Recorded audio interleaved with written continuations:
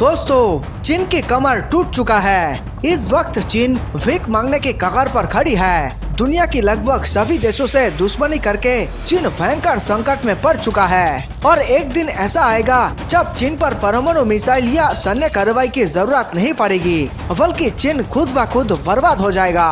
और ये कैसे होगा, हम आपको थोड़ी देर में इस वीडियो के माध्यम से बताएंगे। तो दोस्तों, वीडियो छोड़कर कहीं जाइएगा नहीं, हमारे चैनल के साथ जुड़े रहिए। वीडियो को लाइक करें और कमेंट में मेरा देश महान जरूर लिखिए। दुनिया भर में कोरोना महामारी की तबाही के बाद चीन पश्चिमी देशों के निशाने पर आ गया है। चीन के आक्रामक रवैया के चलते छोटे छोटे देश भी ड्रैगन के साथ अपने रिश्तों को सीमित करते नजर आ रहे हैं। कई देशों ने चीन से हथियार और अन्य सैन्य सामग्रियों का आयात कम करना शुरू कर दिया है। हालत ये हो गई है कि अब बड़े देश तो क्या, पाकिस्तान को छोड़ बाकी छोटे छोटे देश भी चीन के हथियार और लड़ाकू विमान खरीदने से कतराते हैं। फॉरेन पॉलिसी की एक रिपोर्ट के मुताबिक पिछले माह फिलीपींस में चीन की कार्रवाई के बाद से अब ज्यादातर देश चीन के साथ भागीदारी करने से कतराते नजर आ रहे हैं। चीन का सबसे पक्का दोस्त पाकिस्तान ही उसके हथियार खरीदने में दिलचस्पी दिखा रहा है। बता दें कि बीते महीने चीनी नौसेना के जहाज बिना मंजूरी लिए फिलीपींस के जल क्षेत्र में घुस गए थे। मलेशिया और इंडोनेशिया भी चुरा रहे चीन से नजरें। रिपोर्ट में कहा गया कि चीन लद्दाख में वास्तविक नियंत्रण रेखा पर भारत के साथ भी विवाद में उलझा हुआ है, जिसके चलते दोनों देशों के बीच रिश्तों में तनाव जारी है।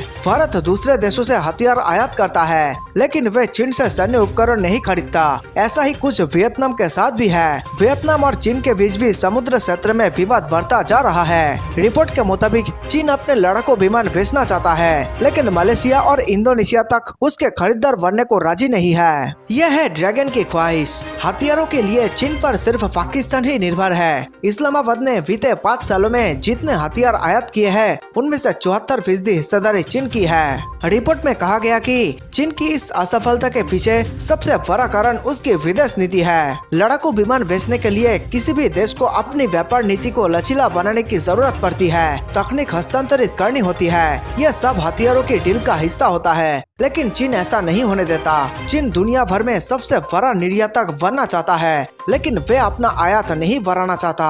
भारत में हथियारों का आयात हुआ कम। इस साल Stockholm International Peace Research Institute SIPRI ने अपनी एक रिपोर्ट में कहा था कि आत्मनिर्भर भारत स्कीम के तहत भारत लगातार खुद पर निर्भरता बढ़ा रहा है। वर्ष 2011, 2015 और 2016-2020 के बीच भारत के हथियारों के आयात में 33% गिरावट दर्ज की गई है। इसी दौरान चीन का निर्यात भी 7.8% गिरा है। चीन के निर्यात में आई भारी गिरावट। फॉरेन पॉलिसी की रिपोर्ट के मुताबिक अगर आपके दोस्त नहीं है तो यह अत्याधुनिक हथियार और विमान मायने नहीं रखते।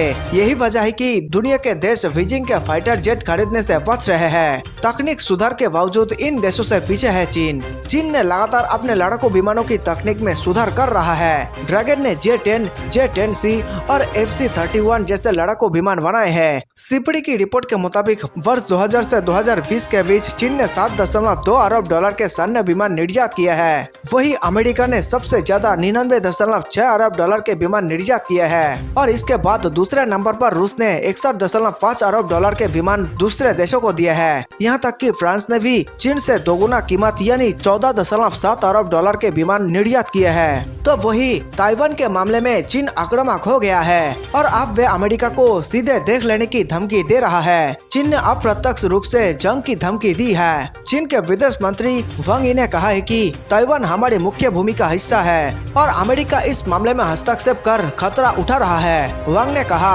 अमेरिका और सहयोगी देशों की उनके देश के खिलाफ बन रही योजनाओं की भी आलोचना की। चीनी विदेश मंत्री ने कहा कि अमेरिका और उसके सहयोगी देशों की शीत युद्ध की मानसिकता से कोई जीत हासिल नहीं होगी, सिर्फ सपने ही देखे जा सकते हैं। अमेरिका ताइवान के मामले में जोखिम उठा रहा है। इस मानसिकता से बेहतर दुनिया का निर्माण तो असंभव ही है। अमेरिका ताइवान के मामले में जोखिम उठा रहा है। चीन के एकीकरण को दुनिया की कोई ताकत नहीं रोक सकती है। ज्ञात हो कि चीन लंबे समय से ताइवान पर दबाव करता रहा है। बीजिंग में 9वें विश्व शांति मंच के उद्घाटन समारोह में चीन के विदेश मंत्री वांग यी ने अमेरिका और सहयोगी देशों की हिंद प्रशांत क्षेत्र के लिए बनाई गई रणनीति पर भी टिप्पणी करते हुए कहा कि इस रणनीति को कचरे के ढेर में डाल देना चाहिए, इसका कोई फायदा नहीं होने वाला।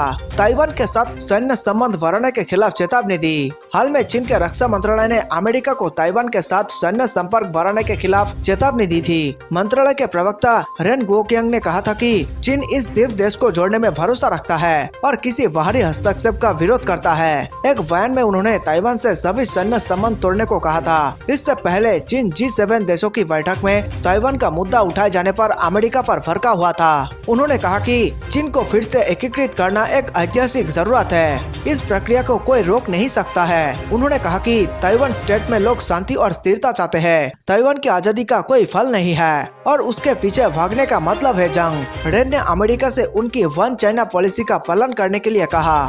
जानकारी के लिए आपको बता दें कि दक्षिण चीन सागर में चीनी ड्रैगन की दादागिरी से परेशान फिलीपींस भारत से दुनिया की सबसे तेज सुपरसोनिक क्रूज मिसाइल ब्रह्मोस खरीद रहा है। फिलीपींस और भारत ने ब्रह्मोस मिसाइल समेत अन्य रक्षा उपकरणों की आपूर्ति के लिए समझौते पर हस्ताक्षर किए हैं। विशेषज्ञों का कहना है कि ब्रह्मोस के बारूद से लैस फिलीपींस की सेना अब चीन की चुनौती का मुंह तोड़ जवाब दे सकेगी और इसी कारण चीन भारत से बौखलाया हुआ है। चीन के कमांडर भारत के खिलाफ उटपटांग बयान दिए जा रहे हैं, तो वही दूसरी तरफ भारत एक मस्त मौला हाथी की तरह आगे बढ़ता जा रहा है। हांगकांग से प्रकाशित अखबार साउथ चाइना मॉर्निंग पोस्ट ने विशेषज्ञों के हवाले से कहा कि फिलीपींस के दुनिया की सबसे तेज सुपरसोनिक मिसाइल लेने के फैसले से उनकी सेना की ताकत काफी बढ़ जाएगी। इस मिसाइल के जरिए फिलीपींस अपने तटीय इलाकों की रक्षा कर सकेगा।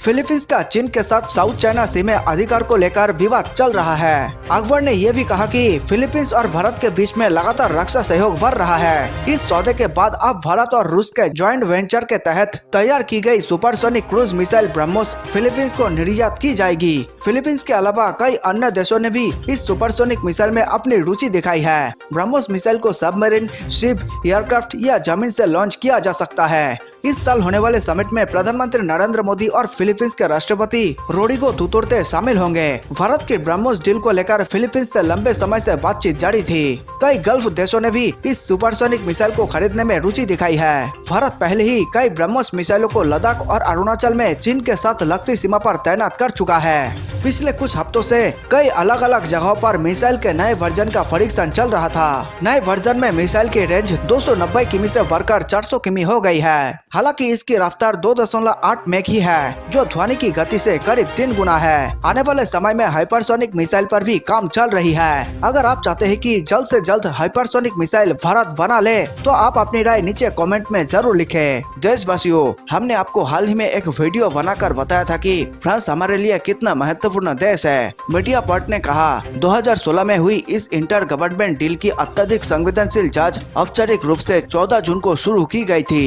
ये बिल्कुल सच बात है कि फ्रांस के अंदर यह डील बेहद संवेदनशील माना जा रहा है। गौरतलब है कि 2016 में भारत सरकार ने फ्रांस से 36 राफेल लड़ाकू विमान खरीदने का सौदा किया था। इनमें से 1 दर्जन विमान भारत को मिल भी गए हैं और 2022 तक सभी विमान मिल जाएंगी। जब ये सौदा हुआ था तब भी भारत में काफी विवाद हुआ था। लोकसभा चुनाव से पहले राफेल लड़ाकू विमान की डील में भ्रष्टाचार के मसले पर कांग्रेस ने मोदी सरकार पर निशाना साधा था।